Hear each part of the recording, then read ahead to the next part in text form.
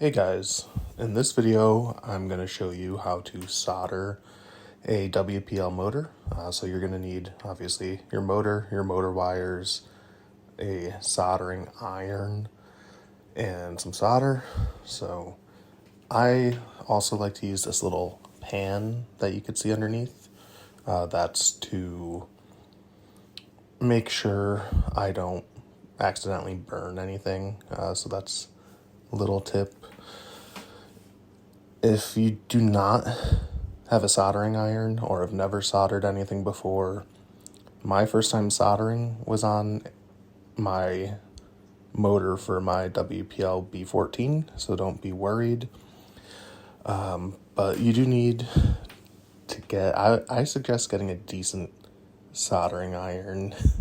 I didn't really do a ton of research, and I picked up the Chicago Electric soldering iron from Harbor Freight. It was like $7 maybe, and some cheap little solder for like $3. I've since found out that it doesn't really get to the best temperature.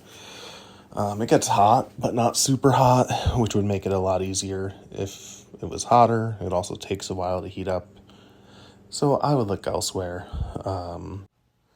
So when you start to solder, what you want to do is create a helper or a starter. I'm not fully sure of the terminology, but it's basically where you put, like, you solder a piece of the solder onto the receiving end.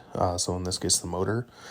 That way it makes it a lot easier, right? So you already have your solder on the motor, and you're going to go ahead and just warm it up. You connect the wires, and it's that simple, right? Once you re-warm up the solder, you could go ahead and connect the wires real easy.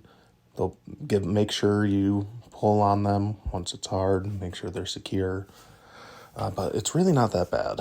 Honestly, my biggest issue, again, is just the temperature. If I had a better soldering iron, this would be so easy. So if you're new to soldering, it's very simple. I mean, you warm up the solder with a soldering iron tip, you connect it. You could do it on the wire, you could do it on the motor, and then you just put them together, right? It's a little tricky figuring out how to hold things, but don't be too worried. Take your time. If you're getting flustered because you've never done it before, take a break. Do it another night.